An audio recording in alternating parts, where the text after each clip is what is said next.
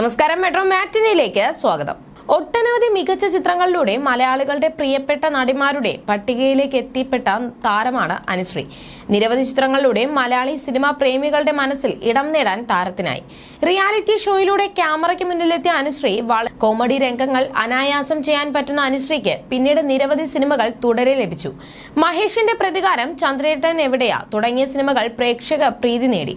അടുത്ത കാലത്തായി സിനിമാ രംഗത്ത് പഴയതുപോലെ അനുശ്രീയെ കാണാറില്ല. മികച്ച കഥാപാത്രങ്ങൾക്കായി കാത്തിരിക്കുകയാണെന്ന് അനുശ്രീ പറയുന്നു. അതേസമയം നാട്ടിൻപുറത്തെ കഥാപാത്രമായി മാത്രം ടൈപ്പ് കാസ്റ്റ് ചെയ്യപ്പെടാതിരിക്കാൻ ബോധപൂർവമായ ശ്രമങ്ങളും അനുശ്രീ നടത്തിയിട്ടുണ്ട്. സിനിമയ്ക്ക് ഉപരിയായി രാഷ്ട്രീയ നിലപാടുകൾ തുറന്നു പറഞ്ഞും അനുശ്രീ ശ്രദ്ധേയമായിരുന്നു. തന്റെ സംഘപരിവാർ അനുകൂല നിലപാട് അനുശ്രീ പലപ്പോഴായി വ്യക്തമാക്കിയിട്ടുണ്ട്. അതേസമയം സോഷ്യൽ മീഡിയയിലൂടെ പലപ്പോഴും അനുശ്രീയുടെ വിവാഹം സംബന്ധിച്ച് പല ഗോസിപ്പുകളും ഉയർന്നു വന്നിട്ടുണ്ട്.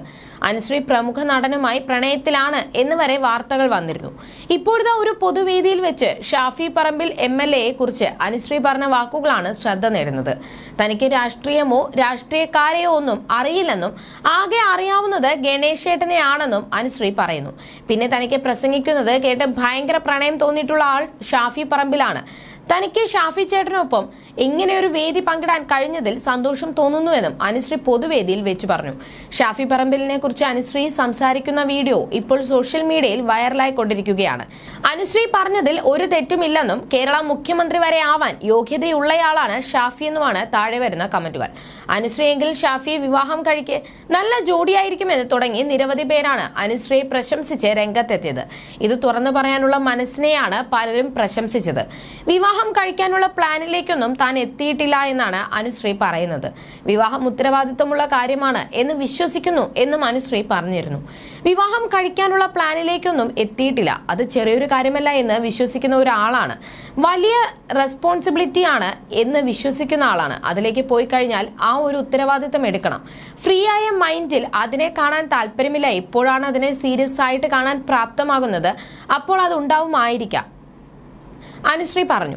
എന്തായാലും ഇപ്പോൾ അങ്ങനത്തെ ചിന്തകളും കാര്യങ്ങളും ഒന്നുമില്ല എന്നും അനുശ്രീ വ്യക്തമാക്കി. അടുത്തിടെ ഒരു അഭിമുഖത്തിൽ തന്റെ ഏറ്റവും മോശമായ ഒരു അവസ്ഥയെക്കുറിച്ച് സംസാരിച്ചത് ഏറെ ശ്രദ്ധിക്കപ്പെട്ടിരുന്നു. ഒരു ദിവസം പെട്ടെന്ന് നടന്നപ്പോൾ എന്റെ ഒരു കൈയിൽ ബാലൻസ് ഇല്ലാത്ത പോലെ തോന്നി. ഉടനെ ഹോസ്പിറ്റലിൽ കൊണ്ടുപോയി എക്സ്റേ എടുത്തു, പലവിധ പരിശോധനകൾ നടത്തി. പക്ഷെ കണ്ടുപിടിക്കാൻ പറ്റാത്ത എന്തോ ഒരു കാര്യമായിരുന്നു. പിന്നെ പരിശോധിച്ചപ്പോൾ ഒരു എല്ല് വളർന്നു വരുന്നതായി കണ്ടെത്തി.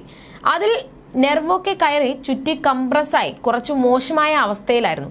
അതുമാത്രമല്ല എന്റെ കയ്യിൽ പൾസ് ഒന്നും കിട്ടുന്നുണ്ടായിരുന്നില്ല. അവസ്ഥ അത്ര നല്ലതല്ല എന്ന് തിരിച്ചറിഞ്ഞതോടെ പെട്ടെന്ന് സർജറി ഫിക്സ് ചെയ്തു. സർജറി കഴിഞ്ഞ് 8-9 മാസത്തോളം എന്റെ കൈ പാരലൈസ്ഡ് ആയിരുന്നു. അങ്ങനെ ഇനി ഒരു സിനിമയും ചെയ്യാൻ പറ്റില്ല, എല്ലാം പെട്ടിയിൽ പൂട്ടിക്കെട്ടി വെക്കണം എന്ന അവസ്ഥയായി മാറി. 9 മാസത്തോളം ഒരു റൂമിനകത്ത് തന്നെയായിരുന്നു. മാനസികമായി ഏറെ തകർന്ന നിമിഷമെന്നും പറഞ്ഞുകൊണ്ട് അനുശ്രീ കരയുകയായിരുന്നു.